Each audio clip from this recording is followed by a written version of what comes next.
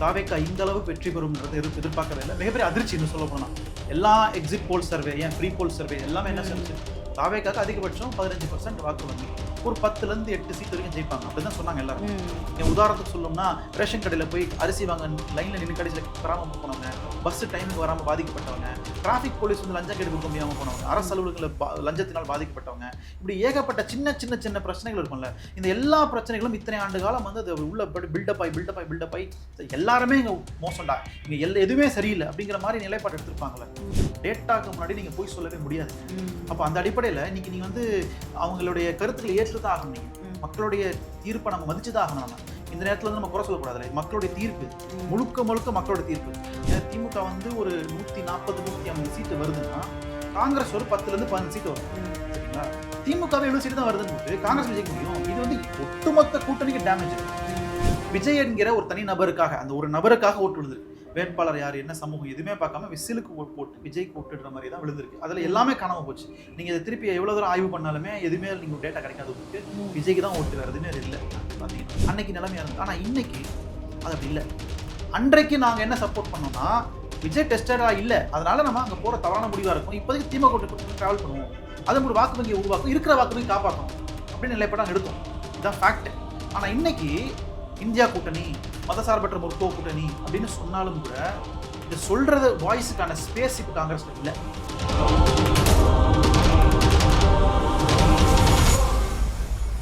நிம்மதி property management. Contact 7667008999. நலம் தரும் நல்லார் சித்த மருத்துவமனை. இதய நோய், சர்க்கரை நோய், பக்கவாதம், சிறுநீரக பிரச்சனை, தண்டுவடம் மற்றும் மூட்டு பிரச்சனைகளுக்கு மிகச்சிறந்த மருத்துவமனை.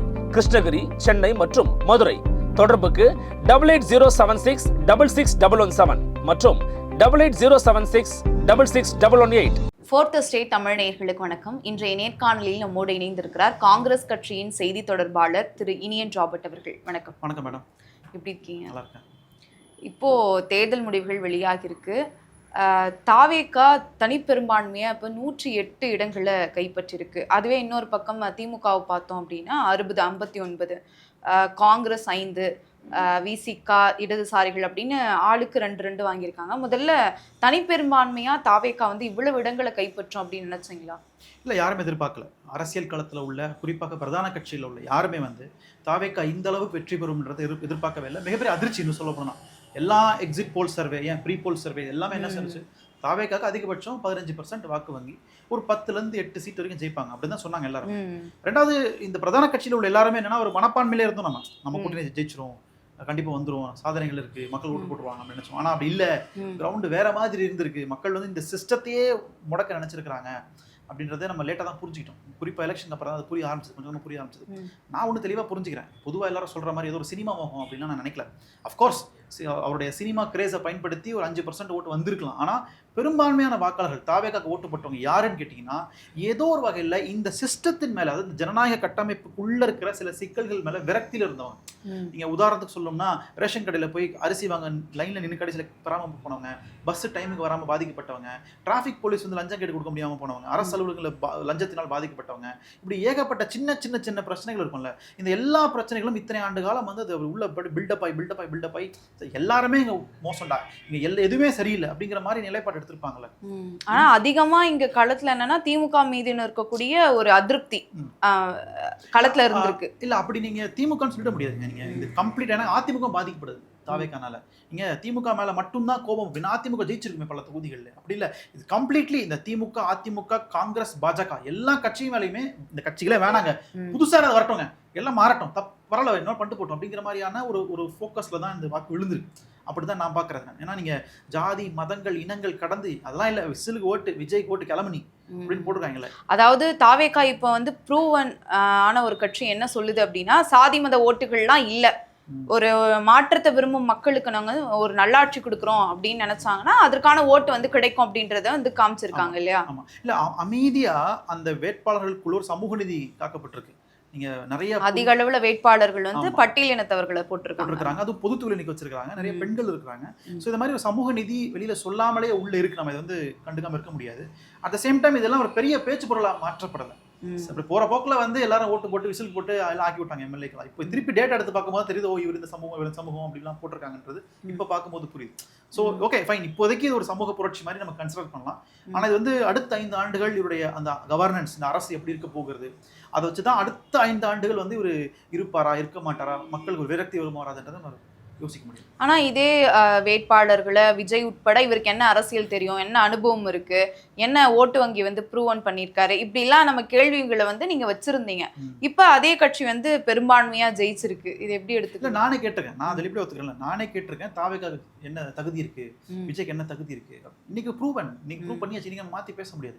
டேட்டாக்கு முன்னாடி நீங்க போய் சொல்லவே முடியாது. அப்போ அந்த அடிப்படையில் இன்னைக்கு நீங்க வந்து அவங்களுடைய கருத்துக்களை ஏற்றுதான் ஆகணும். நீங்க மக்களுடைய தீர்ப்பை நம்ம மதிச்சுதான் ஆகணும். நம்ம இந்த நேரத்தில் வந்து நம்ம குறை சொல்லக்கூடாது. இது மக்களுடைய தீர்ப்பு, இது முழுக்க முழுக்க மக்களோட தீர்ப்பு. ஆனா கொளத்தூர் தொகுதியில திமுகவின் தலைவர் முதல்வராக இருந்த மு.க. ஸ்டாலின் அவர்களும் தோற்கடிக்கப்பட்டிருக்காருல்ல. இது இந்த செய்தியை நீங்க கேட்கும் போது எப்படி ஆச்சரியமா இருந்தது, அதிர்ச்சியா இருந்தது, வருத்தமா இருந்தது. நேற்று மதியானத்துல இருந்து எனக்கு வந்து எப்படி இதை ஏத்துக்கிறதுனே தெரியல எனக்கு. ஏன்னா ஒரு கட்சியினுடைய தலைவர், முதலமைச்சர் வேட்பாளர், முதலமைச்சராக இருந்தவர், அந்த தொகுதி வந்து தமிழ்நாட்டிலேயே ஒரு மாடல் கான்ஸ்டிடுவன்சி, அது சிறந்த தொகுதி, அது எல்லா விதமான உள்கட்டமைப்பு வசதிகளும் தொகுதியில் இருக்கு. இதெல்லாம் தாண்டியும் அவர் தோற்கிறார் அப்படின்னா அது வந்து ஏற்றுக்கவே முடியல. அப்போ என்ன மாதிரியான ஒரு அலை வீசி இருக்குதுன்றது நம்ம வந்து ரொம்ப தீவிரமாக ஆய்வுக்கு உட்படுத்த வேண்டிய நேரத்தில் நம்ம இருக்கும். நான் புரிஞ்சுக்கிறதான், சிஸ்டத்தின் மேலே அரசியல்வாதிகளாலே இப்படிதாங்க, அரசுனாலே இப்படிதாங்க இருக்கும் அப்படி நினைக்கக்கூடிய சாமானிய மக்கள், பொதுமக்கள், பெரிய அளவில் புத்தகங்களை வாசிக்காதவங்க, பெரிய அளவில் ஐடியாலஜிலாம் பேசாதவங்க, அவங்கெல்லாம் வந்து குத்திருக்காங்க அப்படின்னு நான் பார்க்கறது. இன்னொரு பக்கம் இப்ப விஜய் அவர்கள் வந்து புதிய வருகையா தான் தமிழ்நாட்டு அரசியலுக்கு இருக்கிறாரு. பிரதானமா அவரை வந்து தாக்குந்தால் தான் இந்த எதிரொலி வந்து அதிகரிச்சிருக்கோம். இப்போ மக்கள்லாம் வந்து என்ன பேசுறாங்க அப்படின்னா, புதுசாக தானே வந்திருக்காரு, அவரை ஏன் அடிக்கணும், தொடர்ச்சியாக அவரை ஏன் எதிர்க்கணும், வந்து அரசியல் களத்தை நிற்கட்டும், தோத்தாலும் பரவாயில்ல, ஆனால் தொடர்ச்சியாக அவரை ஏன் எதிர்த்துட்டே இருக்கிறாங்க அப்படின்ற சில விமர்சனங்கள் வருது. சில குடும்பங்கள் அதனால நாங்கள் அவருக்கு போட்டோம் அப்படின்னு சொல்றாங்களே. இல்லை, அவருக்கு ஒரு சாஃப்ட் கார்னர் இருக்குங்க. அவர் திரைப்படங்களில் தன்னை ஒரு நல்லவராகவே காமிச்சிருக்காரு. ஸோ அவருக்கு இயல்பாகவே அவர் மேலே ஒரு ரசிகர்கள், ஒரு சாஃப்ட் கார், நல்லவர், அவர் நல்லது பண்ண வந்திருக்காரு. இந்த கரூர் சம்பவம் கூட அவருக்கு வந்து பெருசா பின்னடைவா போகல. கரெக்ட். எல்லாமே நீங்க அது மட்டும் இல்லை, எந்த சம்பவம் எடுத்தாலுமே அவர் என்ன பண்ணாரு, அவருக்கு தெரியாது, அவர் கத்துப்பாரு, எதுக்கு அவசரப்படுறீங்க, உங்களுக்குலாம் தெரியுமா அப்படிங்கிற மாதிரி அவர் டிஃபெண்ட் பண்றதுக்கு கூட்டம் ரெடி ஆகிட்டே இருக்கு. இது சரியா தப்பான்ற தனி விவாதம், ஆனால் இதுதான் நடக்குது. அப்போ உங்களுக்கு அந்த சாஃப்ட் கார்னரை பயன்படுத்துகிறார். அதாவது நான் வந்து ஒரு நல்லது பண்ண வந்திருக்கேன், எல்லாத்தையும் விட்டுட்டு வந்திருக்கேன், அதை பயன்படுத்தி அதுக்கு மேல அரசியல் வந்து கட்டமைக்கிறார். அப்ப அடியில இருப்பது அவர் மேல ஒரு சிம்பத்தி, அதுக்கு மேல அவர் அரசியல், இது ரெண்டும் சேர்ந்து வரும் பொழுது மற்ற கட்சிகளுக்கு முன்னாடி தாக்கு பிடிக்கவும் இல்லை. இதுதான் ரியாலிட்டியா இருக்கு. இப்ப காங்கிரஸ் எடுத்துக்கிட்டோம்னா 28 தொகுதிகள், அதுவும் அதிக அளவுல போராட்டம் பண்ணி தான் வாங்கினீங்க. ஆனா 5 தொகுதிகள் தான் வெற்றி பெற்றிருக்கிறீங்க. இது கள அரசியல்ல எதுவும் எடுபடலையா அவங்களுடைய? இல்லைங்க, திமுகவே வந்து சீட்டு கம்மியா வரும்போது நாங்க எந்த மூளைக்குங்க? ஏன் திமுக வந்து ஒரு 140 150 சீட்டு வருதுன்னா காங்கிரஸ் ஒரு 10-15 சீட்டு வரும், சரிங்களா? திமுகவே 70 சீட்டு தான் வருதுன்னு போது காங்கிரஸ் ஜெயிக்க முடியும். இது வந்து ஒட்டுமொத்த கூட்டணிக்கு டேமேஜ் இது. ஆனா இப்ப வெளியில இருந்து பார்க்கும்போது ராகுல் காந்தி அவர்கள் இப்ப பிரச்சாரத்துக்கு வராரு, அப்புறம் வராரு அப்படின்னு சொல்லப்பட்டது.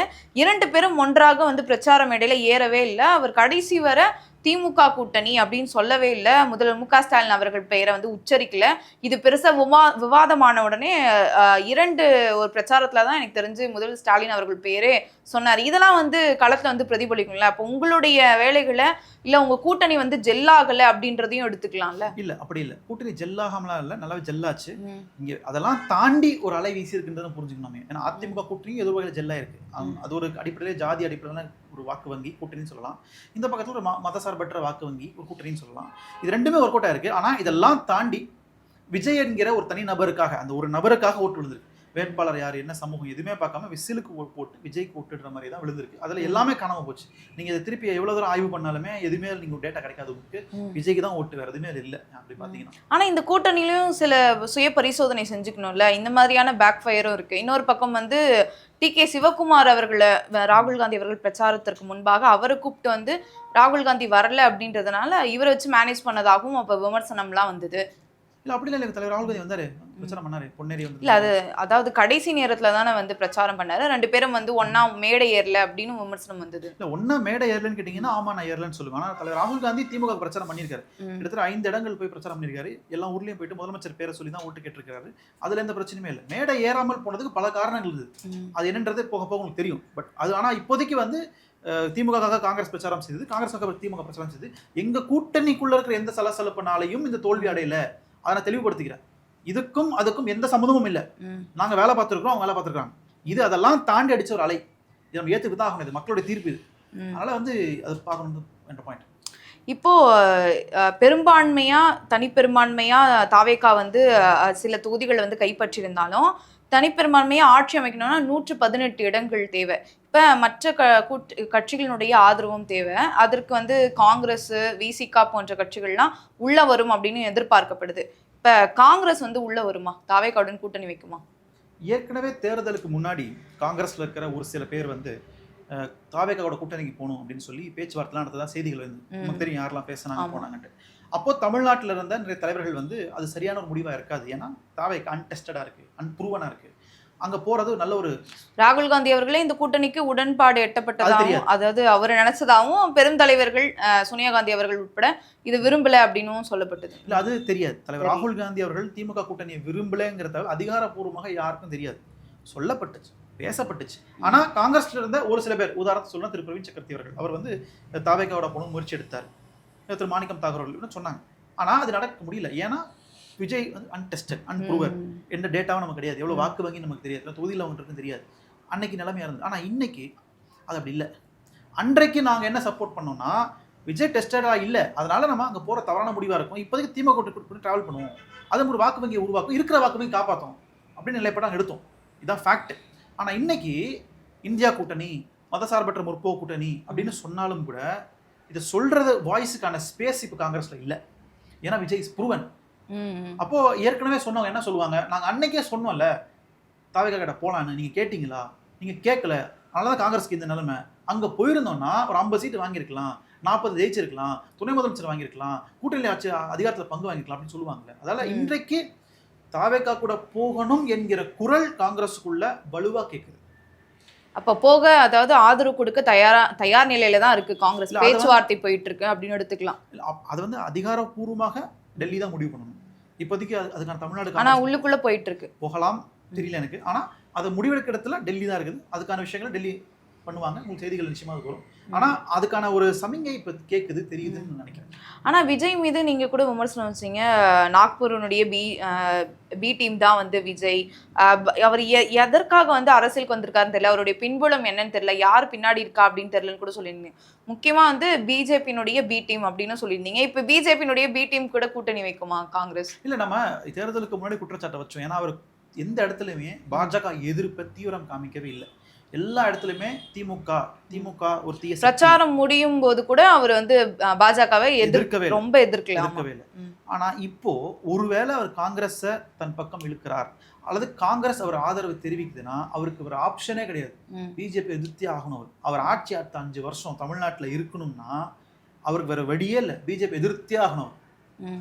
அப்படி ஏன்னா உள்ள காங்கிரஸ் இருக்கு. ஏன்னா காங்கிரஸோடைய முதன்மையான எதிரி பாஜக தான், திமுகவோ தாவேகாவோ கிடையாது. அப்போ அந்த அழுத்தத்தை காங்கிரஸ் தாவேகாக்கு கொடுக்கும், அந்த அழுத்தத்தை காங்கிரஸ் விஜய்க்கு கொடுக்கும். இல்லைன்னா ஆதரவு கேள்விக்குறியாகப்படும். இல்ல, இதுக்கு முன்பே வந்து காங்கிரஸ் வந்து தாவேகாவுடன் கூட்டணி அமைச்சிருந்தா அப்பவே நீங்க வலுவா வந்து எதிர்த்திருக்கலாமே பாஜகவை. இல்ல அதுதான் சொல்றேன். அன்னைக்கு அவர் அன்டெஸ்டடா இருந்தாருங்க. அவர் என்ன வாக்கு வங்கி நமக்கு தெரியாது. அன்னைக்கு எதுவுமே ப்ரூவ் பண்ணல. அன்னைக்கு அவர்கிட்ட போறது பிளஸ்ஸாக இருந்திருக்கலாம், பெரும் மைனஸாகவும் மாறி இருக்கலாம். அது சரியான ஒரு முடிவு. இன்றைக்கு தனியாக நின்று கிட்டத்தட்ட 36% ஒரு ஓட் பேங்க் அவர் ப்ரூவ் பண்ணியிருக்காருன்றது அவருக்கு நல்லது, அவங்க கட்சிக்கு நல்லது. இப்போ இதன் பிறகு எந்த கட்சி கூட்டணிக்கு போக நினைச்சாலுமே அந்த பர்சன்டேஜ் தான் பேரம் பேசுவாங்க, நெகோஷியேட் பண்ணுவாங்கல்ல. அது அவருக்கு நல்லதா இருக்கு. அப்படிதான் நான் பாக்குறேன். இப்போ பாஜகவை எந்த நிலையில விஜய் அவர்கள் எதிர்ப்பாரு அப்படின்னு சொல்லிட்டு காங்கிரஸ் இப்போ கூட்டணிக்கு போக போகுது? இல்ல, நீங்க அவர் ஏற்கனவே சொல்லியிருக்காரு பாஜகனுடைய கொள்கை எதிரின்னு சொல்லியிருக்காரு. திமுகனுடைய நீங்க தான் சொன்னீங்க, அதோட 2 முறை தான் சொல்லியிருக்காரு, அதுக்கப்புறம் அழுத்தம் திருத்தமா எதிர்க்கல அப்படின்னு சொன்னீங்க. இல்ல, இப்போ இங்க கொள்கை எதிரின்னு சொல்லியிருக்காருங்க, அது ஒரு பாயிண்ட். அது அதனால இப்போ ஒரு காங்கிரஸ் கிட்ட ஒருவேளை வரதா இருந்தால் நாங்க டிமாண்ட் வைப்போம். இல்ல, நீங்க எந்த அளவுக்கு பாஜக எதிர்ப்புல தீவிரம் காமிக்கிறீங்க அதை வச்சுதான். அப்படி இல்ல, ஒருவேளை வந்து பாஜகவுடன் அவ்வளவா எதிர்ப்பு தெரிவிக்கல, சமரசம் பண்ற மாதிரி விஜய் அவர்கள் இருக்காரு அப்படின்னா ஆதரவு வந்து திரும்ப பெற்றுமா காங்கிரஸ்? இல்ல ஆசியா, முதல்ல ஆதரவு கொடுப்பாங்கன்னு தெரியல எனக்கு. நம்ம ஒரு வியூகத்துல தான் பேசிட்டு இருக்கோம். நம்ம கண்டிப்பா கொடுப்பாங்களா கொடுக்க மாட்டாங்க எனக்கு தெரியாது. காங்கிரஸ்க்குள்ள ஒரு குரல் கேக்குதுங்க, இது மாதிரி தாவேகா கிட்ட போகணும், போனா நம்ம வந்து எதிர்காலம் நல்லா இருக்கும் அப்படிங்கிற மாதிரி குரல் கேட்குது. அதாவது ஆட்சியில் பங்கு, அதிகாரத்தில் அந்த மாதிரி. பங்கு, அந்த மாதிரி. அதான் எனக்கு நான் கிறிஸ்டோடங்கிறவர்கள் கூட நாங்க வந்து இனிமே எந்த ஒரு பக்கச்சார்பும் இல்லாம தனித்து தான் நிற்க போறோம், எதிர்கட்சியெல்லாம் செயல்பட மாட்டோம் அப்படின்னு சொல்லியிருந்தாரு. அதை வச்சு கேட்கிறேன். இல்ல அது அந்த குரலை நான் பிரதிபலிக்கிறேன், அவ்வளவுதானே தவிர என்ன நிலைப்பாடு எனக்கும் தெரியாது. ஸோ டெல்லி முடிவெடுக்கணும், அதன் பிறகு நம்ம அதை குறித்து நம்ம பேசலாம். சரி, இது திமுக கூட்டணியில் இருக்கக்கூடிய இடதுசாரிகள் இல்லை விசிகா அதனுடைய நிலைப்பாடு அங்க ஏதாவது பேச்சுவார்த்தை போயிட்டு இருக்கு? அது தெரியல எனக்கு. தாவேக்கா காங்கிரஸ் வரதை விருப்பப்படுவாங்கன்னு நான் நினைக்கிறேன். ஏன்னா பலமுறை அவர் விஜய் அவர்கள் வந்து காங்கிரஸ் என் பக்கம் தான் இருக்குது, காங்கிரஸ் என் பக்கம் தான் இருக்குன்னு சொல்லிட்டே இருந்தார். காங்கிரஸ் வந்து சில பேர் வந்து தாவேக்கா கூட போகலான்னு சொல்லிட்டு இருந்தாங்க. இன்னைக்கு தாவேக்கா ப்ரூவ் பண்ணிட்டாங்க. இப்போ அவங்க சொல்றக்கூடிய அந்த வாக்கு வந்து உண்மையா ஆயிடுச்சுல. இப்போ நான் வந்து தேர்தலுக்கு முன்னாடி திமுக கூட போகணும்னு நான் சொன்னேன். ஆனால் பக்கத்தில் நண்பர் தாவேக்கான்னு சொன்னார். இப்போ அவர் என்ன பார்த்து கேட்குறாரு, நான் அன்றைக்கே சொன்னேன், நீ கேட்டியா அப்படின்னு சொல்லிட்டு நான் அமைதியாக இருக்கிறேன், எனக்கு பதில் இல்லை என்கிட்ட. அப்போ அவர் சொல்லி கரெக்டாக ஆச்சுல. அதனால் அதை வச்சு அவங்க வந்து போவாங்க. சரி, இந்த தேர்தலில் நீங்க கூட்டணிக்கு போகலாம், ஆட்சியில் அதிகாரத்தில் பங்கு கேட்கலாம், அமைச்சரவையில் இடம் கிடைக்கலாம். ஆனா அடுத்த நாடாளுமன்ற தேர்தல் வரும்ல, நீங்க அதையும் கணக்கு வச்சுதான் இந்த சட்டமன்ற தேர்தலில் விஜய் அவர்களுடன் கூட்டணி வைக்கல அப்படின்னும் சொல்லப்பட்டது. இப்ப ஒரு நாடாளுமன்ற தேர்தலை கணக்குல வச்சுப்பீங்களா? இல்லை, இப்போ காங்கிரஸுடைய சில தலைவர்கள்ட்ட பேசும்போது அவங்க என்ன சொன்னாங்கன்னா, விஜய்க்கு செல்வாக்கு தமிழ்நாட்டில் மட்டும் இல்லை, தமிழ்நாடு, கேரளா, பாண்டிச்சேரி, கர்நாடகா, ஆந்திரா, தெலுங்கானா வரைக்கும் ஒரு செல்வாக்கு இருக்குது. ஏன்னா அவரோட திரைப்படங்கள் ஹிந்திலேருந்து இந்தியாவில் எல்லா மொழிகளையும் மொழிபெயர்ப்பு செய்யப்பட்டிருக்குது. அவருக்கு ஒரு ஃபேன் பேஸ் இந்தியா முழுக்க இருக்குது. அப்போ அதனால் நீங்கள் காங்கிரஸ் அவர் கூட போகிறது வந்து நமக்கு ஒரு தென்னிந்தியா முழுக்க மிகப்பெரிய வாய்ப்பு ஏற்படுத்தும்ங்கிற மாதிரியான விஷயங்களை காங்கிரஸ் தலைவர்கள் சில பேர் ஃபேஸ்புக்கில் எழுதுகிறாங்க, ஃபோனில் சொல்கிறாங்க. அதனால் இது வந்து நாடாளுமன்ற தேர்தலுக்கு இவங்க சொல்லக்கூடிய அந்த பாயிண்ட்லேருந்து பார்த்தோம்னா காங்கிரஸ்க்கு அது பலம் தான். ஈஸியா வந்து ஸ்வீப் பண்ணி வரது தென்னிந்தியாவில் குறிப்பாக. வட இந்தியா வேற மாதிரி அரசியல், வேற மாதிரி டைனாமிக்ஸ். பட் தென்னிந்தியாவுக்கு சாதகமா இருக்கும். ஆனா இந்தியா கூட்டணி உடையாதா? இப்ப மதச்சார்பற்ற முற்போக்கு கூட்டணி அப்படின்னு சொல்றீங்க, இப்ப உடையாதா எல்லாமே? அது தெரியல, அது உடையக்கூடாதுன்றது தான் என்னோட விருப்பம், தனிப்பட்ட விருப்பம். ஆனா காங்கிரஸ்குள்ள இந்த குரல் கேட்குதுன்னு நான் பதிவு பண்றேன். அது உடையணுமா உடையாதான்னு தெரியல, ஆனா இந்த குரல் கேட்குது. நாளைக்கு விஜய் இந்தியா கூட்டணியில் வரலாம், வாய்ப்பு இருக்கு பார்லிமெண்ட்டுக்கு. ஏன்னா நீங்கள் சிபிஎம்மும் காங்கிரஸும் எதிர் திசையில் பயணிக்கிற கட்சிகள் கேரளாவில். ஆனால் இந்தியா கூட்டணியில் ஒரே கூட்டணியில் இருக்கிறாங்க. அந்த மாதிரி கூட விஜய் உள்ளே வரலாம். எனிதிங் மே ஹேப்பன், எனக்கு தெரியாது. இப்போதைக்கு இந்த குரல் கேட்குதுங்க, தாவேக்கா கிட்ட போகலாம் அப்படின்ற குரல் கட்சிக்குள்ள வலுவாக கேட்குது. ஏன்னா ஒரு ப்ரூவன் ஆளுங்கட்சி வந்துட்டாரு, ஆதரவு கொடுப்போம், அதன் மூலம் அமைச்சர் சிறப்பு கிடைப்பாங்க காங்கிரஸ்க்கு, இந்த மாதிரியான குரல் கேட்குது. இப்போ காங்கிரஸ் வந்து 2 திராவிட கட்சிகள் விழுந்த பிறகு புதிதாக வந்திருக்கக்கூடிய தமிழக வெற்றி கழகத்தினுடன் கூட்டணி வைக்க போது அதற்கான ஆலோசனை போயிட்டு இருக்கு அப்படின்னு சொல்றீங்க. ஆனா காங்கிரஸ் வந்து எந்த கட்சியினுடைய உதவியும் இல்லாம தமிழ்நாட்டில் ஆட்சியில வர முடியாது அப்படின்ற நிலைப்பாட்டினால் தான் இந்த முடிவா? இல்லை, அப்படி இல்லைங்க. நீங்க காங்கிரஸ் வந்து தமிழ்நாட்டில் ஆட்சிக்கு வரவே முடியாதுன்னா இல்லை, அதான் எந்த கட்சியினுடைய உதவியுடன் தான் ஆட்சி அதிகாரத்தில் வரக்கூடிய ஒரு சூழல் இருக்கா? இல்லைன்னா காங்கிரஸ் வந்து தன்னை வந்து ஒரு சுய பரிசோதனை செஞ்சு மக்கள் மத்தியில கட்சியை கொண்டு போய் அதன் மூலயமா வளர்க்கறதை விட்டுட்டு புதிதாக வரக்கூடிய ஒரு கட்சியை நம்பியே இருக்குல்ல? இல்லை, நீங்க அது நிறைய பிரச்சனை இருக்கு. நீங்க காங்கிரஸ் தேசிய கட்சி, தலைமை டெல்லியில் இருக்கு. தமிழ்நாட்டுக்கு ஒரு தலைவரை முதல்ல உருவாக்கணும், இல்லை அது உருவாகி வரணும். அந்த தலைவர் ஒரு நரேட்டிவ் செட் பண்ணணும், ஒரு அஜெண்டால வேலை செய்யணும். அதெல்லாம் பண்ணி ஒர்க் பண்ணோம்னா ஒரு 10 கேரளால இப்போ இது காங்கிரஸ் தானே வெற்றி பெற்று. கேரளால ரெண்டுமே தேசிய கட்சிகள், 2 கட்சியுமே கொள்கை அடிப்படையில் தான் வாக்களிக்கிறாங்களே தவிர கட்சிக்கு வாக்கு இல்லை, தலைவர் முகத்துக்கு வாக்கு இல்லை. கம்யூனிஸ்டா காங்கிரஸ் தான் வாக்கு, அதுக்கு தான் வாக்கே தவிர நீங்க வந்து முகத்துக்கு ஓட்டு கிடையாது. ஆனால் தமிழ்நாட்டில் அப்படி இல்லை, முகத்துக்கு தான் ஓட்டு, விஜய்க்கு தான் ஓட்டு, விசிலுக்கு தான் ஓட்டு, ஸ்டாலினுக்கு தான் ஓட்டு, எடப்பாடிக்கு தான் ஓட்டு. அப்போ அந்த நடைமுறைக்குள்ள காங்கிரஸ் என்ன பண்ணும், ஒரு தலைவரை முதல்ல உருவாக்கணும், அந்த தலைவர் ஒரு அஜெண்டா செட் பண்ணணும். அப்ப இங்க தமிழ்நாட்டு மக்கள் கொள்கைக்கோ கோட்பாடுக்கோ அதை வச்சு வந்து இப்போ வரைக்கும் வந்து ஓட்டு போட்டதே இல்லையா? முகத்துக்காக மட்டும்தான் ஓட்டு போட்டாங்களா? பெரும்பான்மை மக்கள் முகம் தான் பாக்குறாங்க, கொள்கை இல்ல. விஜய் வந்த பிறகு சொல்றீங்க, அதற்கு முன்பாக தமிழ்நாட்டு மக்கள் வந்து படிப்பறிவிலையும் சரி அரசியல் அறிவிலும் முன்னோக்கி பார்க்கக்கூடியவங்க, அவங்களுக்கு பகுத்தறிவு இருக்கு அப்படின்னு சொல்றீங்க. அப்போ வந்து ஒரு கொள்கை கோட்பாடான ஒரு கூட்டம் தான் இங்க இருக்கு அப்படின்னு சொல்லிட்டு இருந்தீங்க. விஜய்க்கு பிறகுதான் வந்து இந்த மாதிரியான சில விமர்சனம். அப்படி இல்லைங்க, அந்த முகங்களை தேர்ந்தெடுக்கிறதே கொள்கை வச்சு தேர்ந்தெடுக்கிறாங்க. முகங்களை கண்மூடித்தனமா தேர்ந்தெடுக்கல, அவங்க அஜெண்டா என்ன, அவங்களுடைய ஐடியாலஜி என்ன, அதை வச்சா முகங்களை தேர்ந்தெடுக்கிறாங்க. இப்போ முதலமைச்சர் ஸ்டாலின் அவர்கள் அப்படின்னா அவரோட கொள்கை என்ன, அதுதான் செலக்ட் பண்றாங்க. அப்போ நாளைக்கு காங்கிரஸ் வந்து தலைவரை முன்னிறுத்தணும்னா, தலைவரை உருவாக்கி வைக்கணும்னா அவர் என்ன கொள்கையை பேசாருன்றது பொறுத்து தான் நம்ம அதை கட்டமைக்க முடியும். ஸோ அது ஒரு நாளில் பண்ண முடியாதுங்க, அது ஒரு 10 வருஷம் 20 வருஷம் ஆகும். அவ்வளோ ஒர்க் பண்ணால் அதுக்கப்புறம் வந்து காங்கிரஸ் ஆட்சி வரதுக்கு வாய்ப்பு இருக்குது. பட் இப்போதைக்கு அதுக்கான ஸ்பேஸ் இல்லை. இன்னைக்கு அதை பற்றி பேச முடியுமா? இன்னைக்கு தாவேகா வெற்றி பெற்றிருக்கு, ஆதரவு கொடுக்கலாமா வேணாமன்ற விவாதம் தான் போயிட்டு இருக்கு. அதை டெல்லி முடிவு பண்ணும், அதனை ஒட்டி தான் அரசியல் போகும். சரி, பார்க்கலாம் என்ன நடக்குதுன்னு. பல்வேறு கருத்துக்களை பகிர்ந்தமைக்கு நன்றி மேடம், தேங்க்யூ.